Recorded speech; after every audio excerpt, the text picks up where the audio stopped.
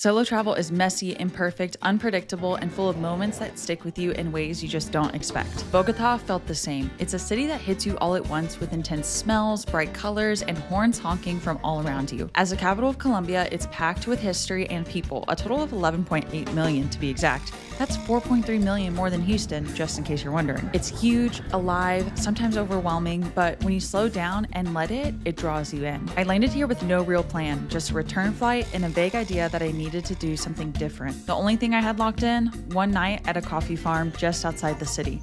The rest I figured out as I went, and honestly, I'm glad I let the city take me exactly where it wanted me to go.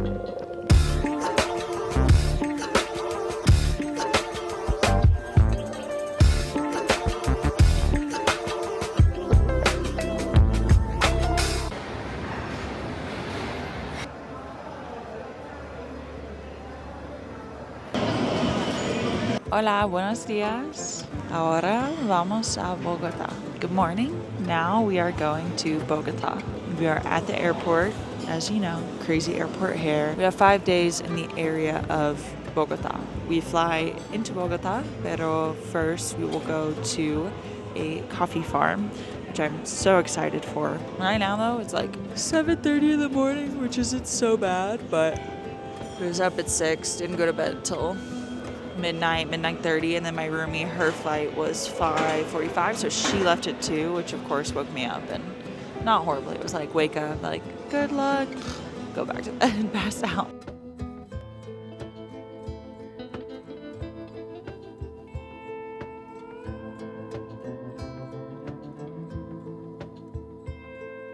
After landing in Bogota, I stealthily used the Starbucks Wi-Fi to call an Uber straight to the coffee farm. They say it takes about 90 minutes from the city, but once you sit in traffic, climb into the hills, and get a little lost, it's more like 2 hours.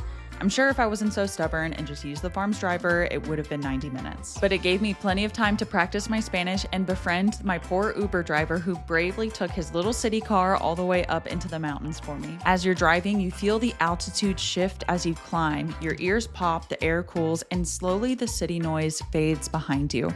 We drove and drove until we entered the cloud forest. It was lush and green, and fog rolled over the hills. After 5 days in Medellin, it felt really good to be back in nature. Once we got to the coffee farm entrance, I had to hop into a Jeep to make it the rest of the way in. It was too steep and wild for anything else. I tried not to get carsick as I shook back and forth along the dirt road. When we arrived, I was greeted with my first cup of coffee and the most beautiful community space. Then they brought me to my own personal bungalow perched on the mountainside with a balcony overlooking the valley. It has been a long travel day, but it is so worth it because I just got to my cabin and it is probably the most beautiful place that I have ever stayed. We're at La Palma y el Tucán coffee farm. Let's start in the bathroom. Who doesn't love a bath? Baths are amazing. Don't tell me anything otherwise. This is your view from your bathtub. But wait, there's more. We head into our bedroom. So beautifully spacious. I can't believe I have this space all to myself. And then now we have to head out into our private balcony that overlooks the farm. I cannot freaking wait to be sitting here drinking coffee. Seriously, like you guys know, if you follow me, if you're on my channels, you know I do not cheese this hard about just about anything. And this is putting the biggest smile on my face. It's just so breathtaking. The mountain, there's flowers, there's literally, look, literally like this little coffee plant right in front of me. Look at the flower. Ah! Look at the little flower. And then I got this groovy little hammock. Let's try it out. Okay.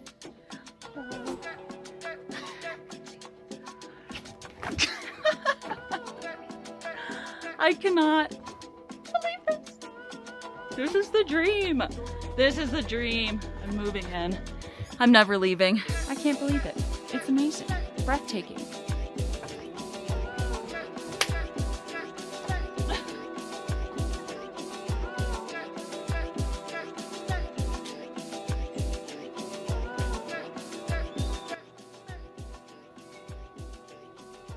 All right, friends, I already told you, I seriously cannot believe we're here, how beautiful and breathtaking it already is, and all I've done is like go to the reception, go to my room. Now we're gonna have a little bit of lunch, hopefully a little post-lunch coffee. They said they have a few miles of trails through the farm. I don't know if I have jogging energy, but maybe we'll go for a little stroll, a little walk.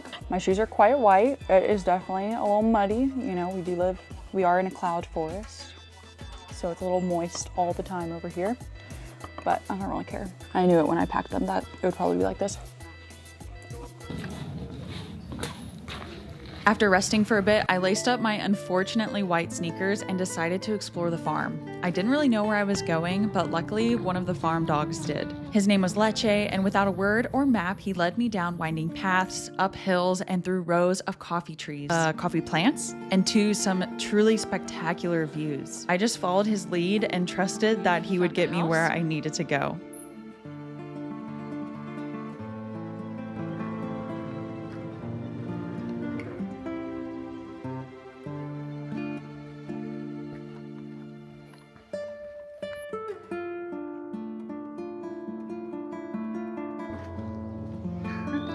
Oh my gosh, even just that, how breathtaking.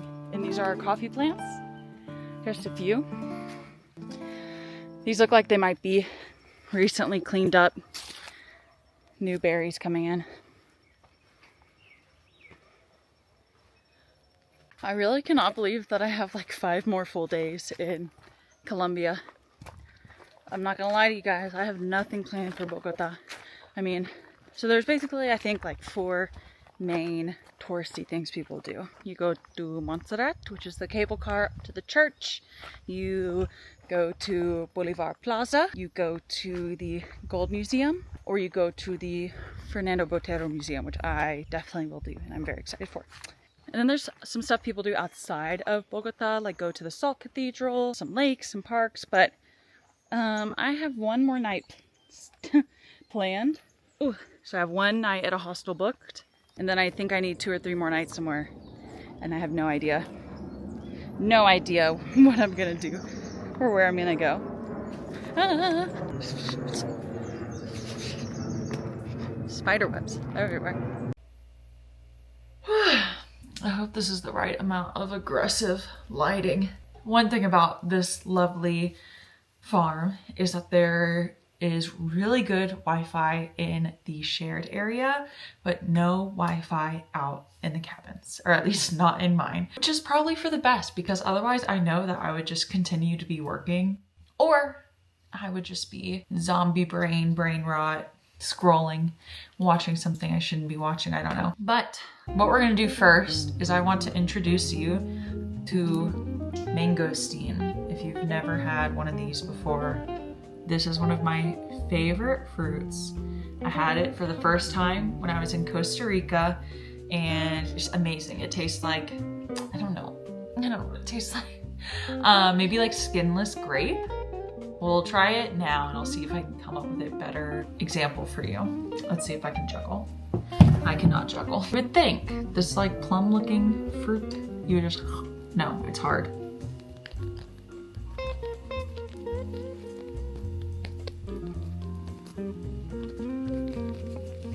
You get the point?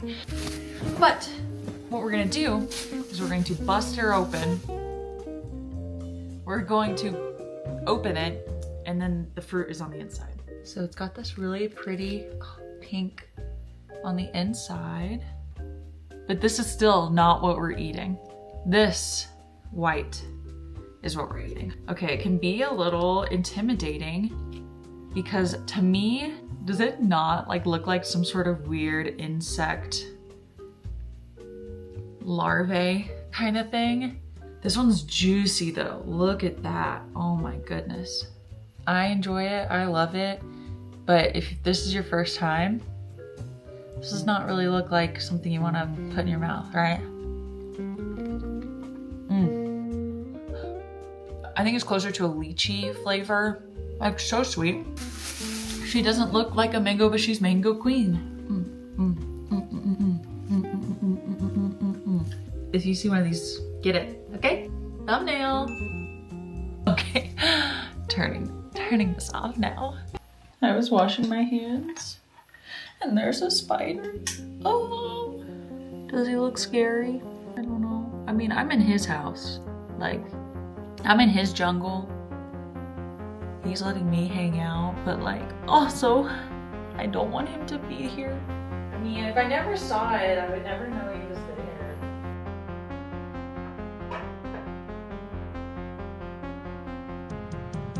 I mean, I don't know what that just did. The answer is nothing.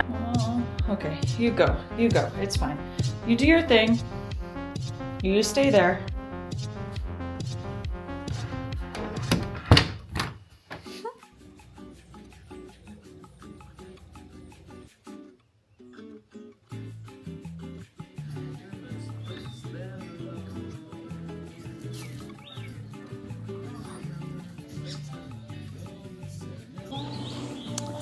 I feel actually so spoiled right now in the most wonderful way possible. I just truly never stay anywhere that caters this much to their guests. Even like the one resort stay that I've done, it was kind of like mid.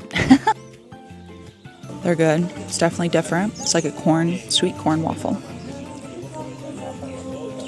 We are getting ready to go on our coffee tour, but that also means we have to say goodbye to our beautiful room. Unfortunately, we were only staying for one night. There's so much left to see of Colombia. I wish we could be here for weeks. Honestly, I wish I could move in and never leave, but we just have a few more days here in Colombia. But let's go try some coffee.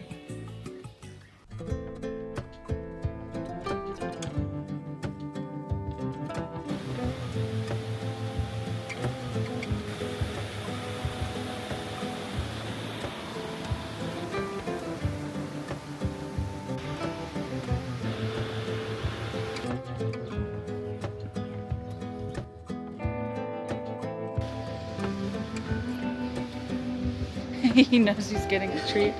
Milcocha. Como dulce de panela. Y aquí en Colombia tenemos 4 varietales tradicionales que eran los que inicialmente más se sembraban, que es el caturra, castillo, Colombia y el típica. We started by walking through the fields where rows of coffee trees stretch across the hillside. Then we visited the fermentation stations and composting areas where I saw firsthand just how intentional the entire process is. Coffee farms like this one, especially those focused on specialty coffee, go to great lengths to minimize waste and care for the land. There are different composting areas for all sorts of waste, from the coffee cherries called the cascara to food scraps and manure from the farm's donkeys to enrich soil for future crops. Nothing is wasted. And this mindset isn't unique to just one farm. It's a philosophy shared by producers around the world. It's an understanding that quality coffee starts long before it reaches a roaster. After the coffee cherries are picked, the outer fruit is removed, often through a fermentation process. So the bean inside can be washed, dried, and eventually roasted. Donde despulpamos el café. Normalmente vamos a encontrar 2 granos del mismo tamaño cubierto de mucílago. Every step impacts the final flavor, from how long it's fermented to how it's dried in the sun, on raised beds, or even mechanically. It's a delicate process and one of the biggest factors in what your cup of coffee ends up tasting like. While we don't have enough time to get into the nitty-gritty in this video, experience made it clear. Growing great coffee takes science, patience, and a whole lot of care. And of course, we couldn't finish the tour without trying a few different coffees. But first, we needed to put my senses to the test. We started with a smell test to see if I could tell the difference between aromas, whether it's floral, fruity, earthy. Some smells were easy to point out, such as mint or vanilla, while specific aromas such as apricot were kind of hard to name.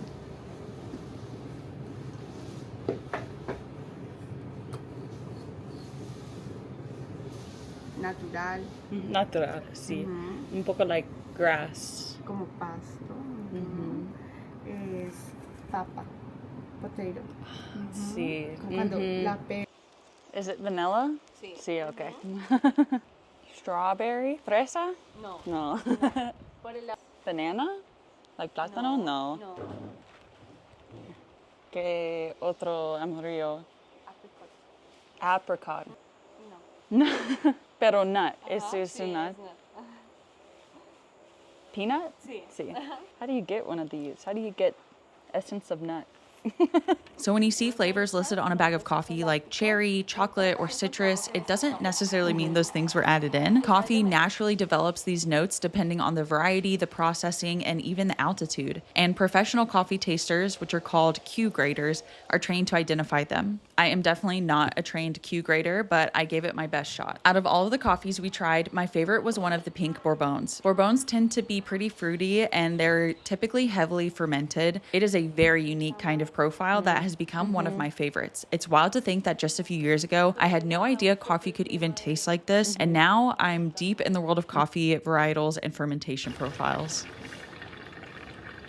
Okay, last cup of coffee. It's una Castillo. It's typical de Colombia. Láctico. In English, it's anaerobic. Sin oxygen. Sí. Fermentación anaeróbica. Anaerobic. Láctico. After about 45 minutes, 4 cups of coffee, and me rambling through tasting notes in Spanish, the caffeine buzz had fully kicked in, and it was time to say goodbye to the farm and head back into the city.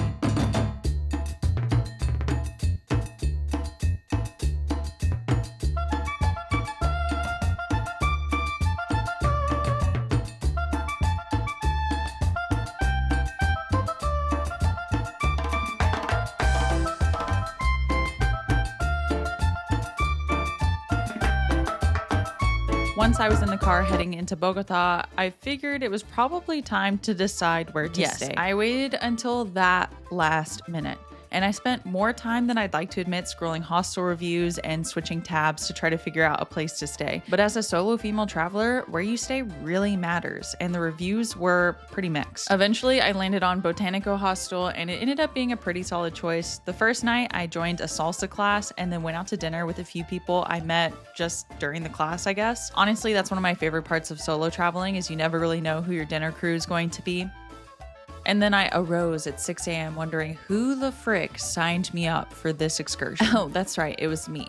I bumped into one of the guys from dinner last night, and he was planning on walking all the way to Monserrate, but I said, no, don't worry, I'm balling. I can spend the $1 on an Uber to get us there. This dude said he wanted to hike the whole thing, which normally I would be all up for that, but a cable car ride? That's once in a lifetime, baby, even though I did one the week before in Medellin. For a round trip ticket, which is about $8. Okay, one is coming down now, and I'm really excited to go up there and ride it. It was 32,000 Colombian pesos. It's a little bit different from what we rode in Medellin because this one is just for this tourist attraction, essentially. And right now, I'm the only person in line. I'm sure someone else will join me, but even then, the people who just came out, it was so packed. They're like sardines in here.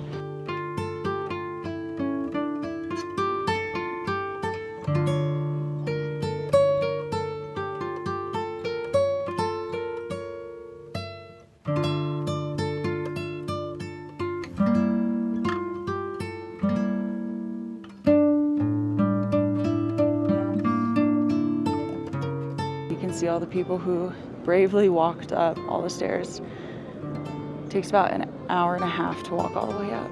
I didn't need to do all that. Monserrate is one of Bogotá's most famous landmarks, both for its views and its history. It rises over 10,000 feet above sea level and towers above the city like a watchful guard. At the top, there's a church that dates back to the 1600s, built to honor El Señor Caído, the fallen lord. For centuries, people made pilgrimages up the mountain, especially during Holy Week. It's a little easier these days. You can hike, take the funicular, or do what I did and ride the cable car up and enjoy the scenery without sweating through all of your clothes. And wow, once you're up there, the view of Bogota is breathtaking. It's like that saying, you can't see the forest through the trees. Like, I knew that I was in a city, but it wasn't until I was above it, seeing the entire thing spread across the valley and the mountains, that you realize just how big Bogota is.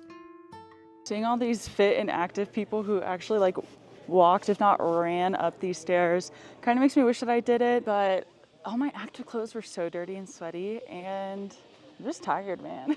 I'm just tired. I'm gonna do what I do best and find a cup of coffee.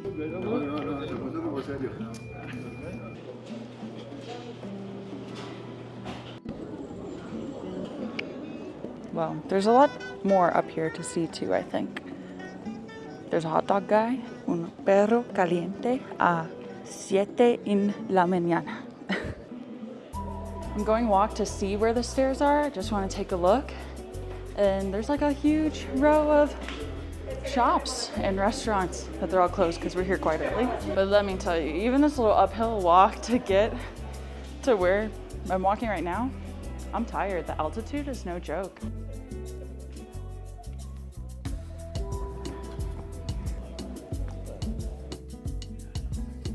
Coming back down from Monserrate, the cable car was definitely more crowded than the way up, less serene, more elbows. Once I made it back to the street level, I decided to skip the Uber and walk. There's something so mindful and grounding about walking through a city you don't live in. There's no rushing to be anywhere, you just get to observe. College kids walking through campus, restaurant owners setting up for the day, someone unlocking their shop, sweeping the sidewalk, greeting a neighbor. It's the quiet, in-between rhythm of life that doesn't make it into the TikToks or the guidebooks that tells you everything you need to know about a place. And it also allows you to stumble upon the unexpected. And I was walking back to the hostel and stumbled upon Jaguar Coffee. Saw that they're producers, that they have this beautiful roaster here in shop. Talked to one of the guides, and I guess it was recently voted the best coffee in the entire state. What? We're gonna have to fact check it, but for now I'll believe it. I'll believe it. It's really nice in here, but let's see how the coffee does. What the heck is this? They just brought me this coffee. What is this? Are we having margaritas? This is a coffee master finalist drink. What? I just can't get over this. Cheers. On. Wowzas. That is so good. Orange, peppermint, vanilla. If you're a coffee lover, this is one spot you won't want to miss. At this point in the day, I've had 2 cups of coffee and no real lunch. So next stop would obviously be food, right? Wrong. It's time to hit more of Bogota's classic tourist stops. Now we're at the museum of Fernando Botero. Fernando Botero has been one of my favorite artists ever since I learned about him in middle school Spanish class. I love how the art that he does and the style that he invokes. He's very well known for creating sculptures and paintings of people and animals, a little bit on the heftier side. The museum also has a bunch of art that Fernando Botero collected over his lifetime and donated here to the museum. So already we've seen Dali, Picasso, Renoir, Monet, a ton of the greats and some that I've never even heard of. Let's go explore just a little bit more.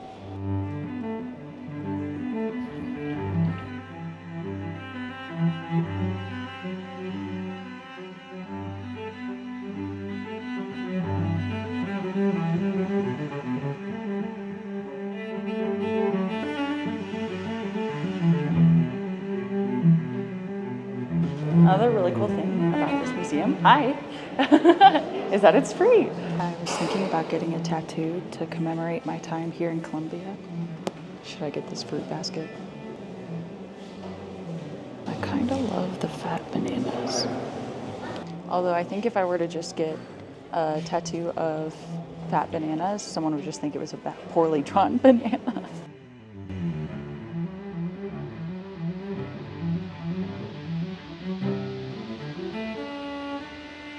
There are actually a bunch of museums in this area, all free. I think you could spend the whole day here. I often wonder what these classical artists must think about the modern art world. Not art, modern art, but the way that we view art as consumers. So myself, others who visit these museums, they walk past 100 paintings in less than 15 minutes. They stop to take pictures of a couple, never really studying exactly what's going on within the photo. And then I'm sure very likely only remembering 1 or 2 photos that were seen. But as an artist, you're in a prominent museum. Your art is being held onto for, who knows how long, for decades, centuries after you created it. But what level of beholding needs to be done? I don't know, just interesting. We're at the museum. I love these shipping containers. Can you see that? No, you can't. Here you go. Like, look at this. You're actually attached to a shipping container right now. Who would have thought? So all these museums are connected, which is so cool. But I have no idea how to get out of here. On my way back to the hostel, I passed through Plaza de Bolivar, named after Simón Bolívar, the revolutionary leader behind much of South America's independence. The plaza is surrounded by some of Colombia's most important buildings, the Capitolio Nacional, Palacio de Justicia, and the Catedral Primada. Thank you for allowing me to butcher the Spanish pronunciation of those. After 2 coffees and no real lunch, I finally ate something. Dessert, of course. I picked up an oblea after it came highly recommended from someone on Instagram. I told him, add whatever you think is best, and he put everything. Arequipe, jam, shredded coconut, cheese, peanut butter, sprinkles, the works. It was a total sugar bomb. Unfortunately, I think I've been shat on. My white shirt, I never freaking wear white. And for once it was not my fault. The disrespect. But I have an oblea for us to try. Highly recommended by David. Now, I think you're only supposed to put a few things on here, but I told the guy, I said, do whatever you think is best. And he thought everything was best. So let me show you this real quick. Little waffle thing. He put, like I said, literally everything. Like sprinkles, chocolate, marmalade. Big boy. Can we eat it? That's the question. Look at that. There's so much going on in here. Stop watching me. Get out of here. Stop. So is this going on your TikTok or Instagram or what? Do you know yet? YouTube. This will probably be on YouTube. Wow, you do everything. We got to. What do you do with your pictures? Just send them to your family and stuff? It's following my face? Yeah. Oh, that's creepy. Bro, that's like, it's like alive. It's so creepy. It feels like a pet. Or like, oh, imagine like robots doing that. Like, you know how they're making like humanoid robots? Imagine it just following your face like this. And you could literally go walk away and it's Really? just It still does it from following like far away? you. Yeah. Tasty. Finally, I decided what I wanted to do with my next full day in Bogota. A fruit tour. So the next day, I found myself wandering around Paloquemao Market ready for the ultimate fruit extravaganza. Since Colombia is one of the most biodiverse countries in the entire world, it can grow an incredible variety of fruits. We tasted over 30 different kinds, from sweet grenadilla to lulo and papaya and rambutan. Just like this, and then you just gently separate it, and that's how the fruit looks in the inside. Very much like a passion fruit. One thing I found extremely interesting is that a lot of fruits, such as dragon fruit, that we kind of think of being native to Asia, are actually native to Colombia or different parts of South America. I just thought it was crazy to think about how big of an impact that humans and like our original trade routes had on the development of different tropical cuisines across both South America and Asia. Known as the Guatemalan avocado. Avocado that it's indigenous to Guatemala, but it grows very well here in Colombia. A little bit of key lime in here. There you go. So the T stands for tomato, and then it's yellow in Spanish. Wow. Tamarindo. So make sure not to eat the skin, same as the lulo. You just want to bite into it, get very close to the skin, but don't eat the skin. And trust me, we had so many fruits, sweet, sour, almost a little savory, adding salt, tahini, all sorts of stuff. Es más grande de tú. It's bigger than you are. It's not as ripe, but still it's edible. It's gonna taste a little bit like antelope. It's gonna taste a little bit like squashy and pumpkin. Gracias. Almost tastes like But right now it's not in the peak of the season, so there are some like early season ones. Sometimes I didn't know they made habanero tahini. The yellow one before. it's very mellow in my opinion. It's not. Yeah, it just gives you the crunch in the jaw. That's what I'm looking for. Super creamy. Yeah, pretty sweet. How the flavor fluctuates. Crunch, they might taste Okay, that one- different. That was for sour. It's so interesting.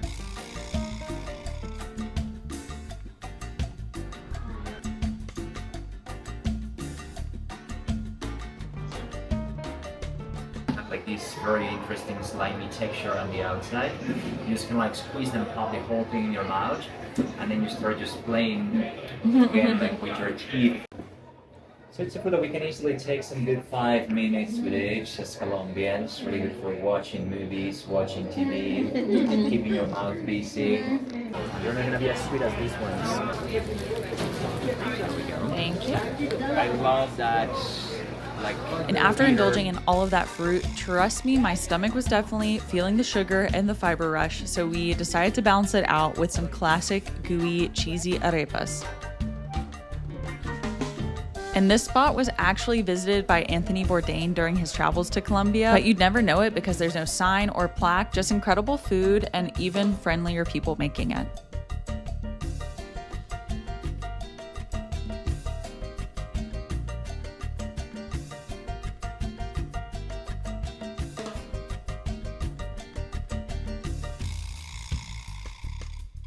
At this point, it's about 11 a.m. and I still haven't had coffee, which is rare for me. So our guide took us to a traditional coffee stall that made spiced coffee filled with cinnamon, clove, a little bit of panela, and it had a bit of a texture to it.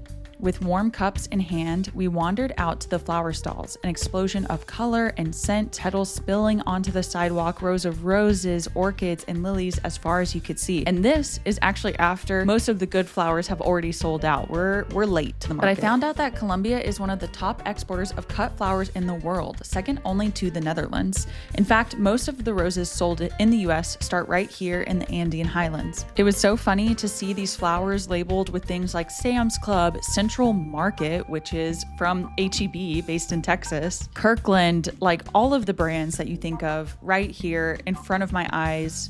This is definitely one of those experiences that you could go into and be like, yeah, it was fun. We had a lot of fruit, whatever. But I felt that it was genuinely eye-opening. I think most of us go through life seeing the same 5 fruits over and over again at the grocery store. Bananas, apples, grapes, maybe a mango or a peach if we're lucky. But here I realized just how much more there is. There are over 500 varieties of passion fruit in the world, more than 4,000 types of potatoes. And those are just the ones that we've named. The biodiversity of this planet is wild. It's thriving in places we don't see, in colors and textures we've never even imagined.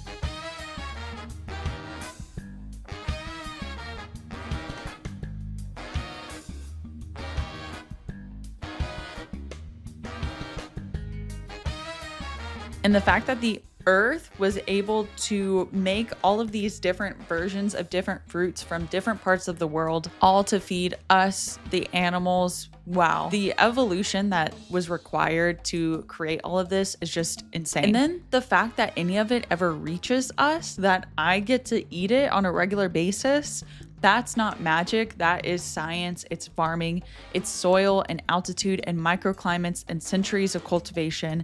People waking up early to pick fruit by hands. Scientists experimenting with propagation and preservation.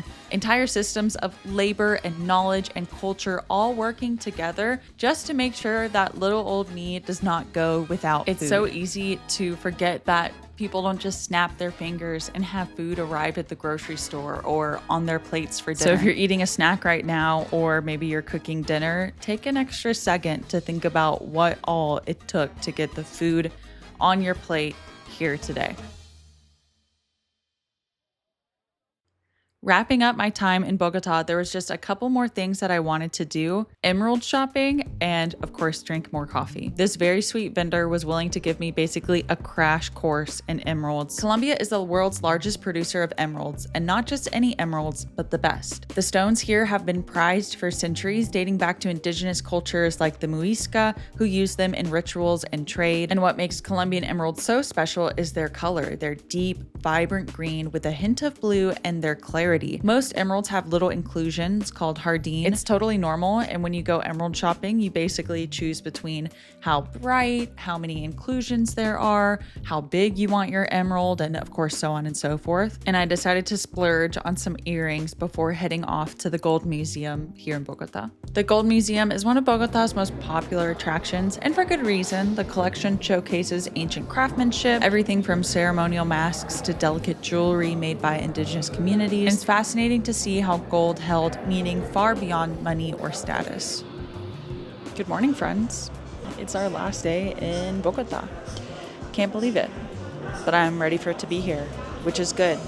I know some people are like, when I travel, I want to leave a place feeling like I'm wanting more, like I can come back. But personally, I want to see everything I want to see and come in my trip and be like, we're good.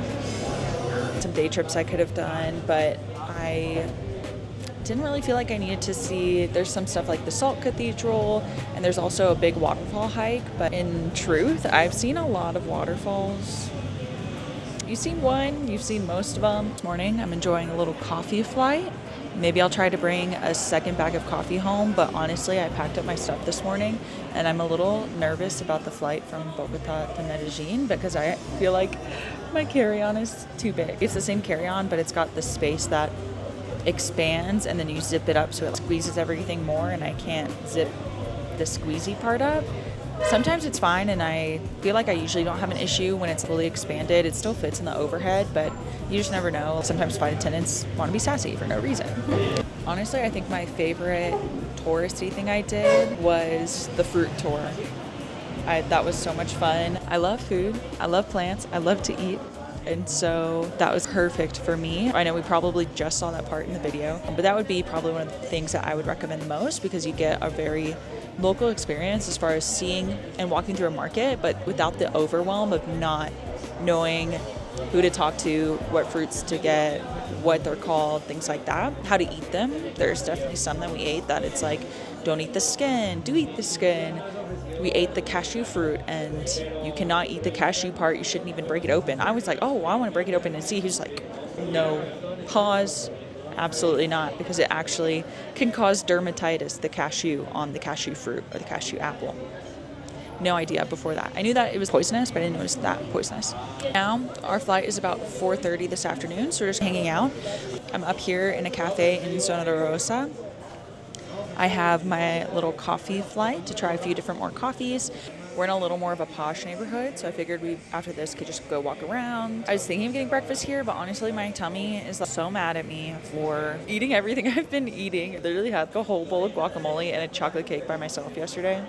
I think it needs time to rest, as I put in 3 different coffees. I think we'll walk around, we'll shop, just peruse. It seems very lush and green and fewer people than some of the other areas, like especially the tourist areas. Who knows? Maybe we'll find some cute clothes or something, some more things to buy, even though, like I already said, I have no room.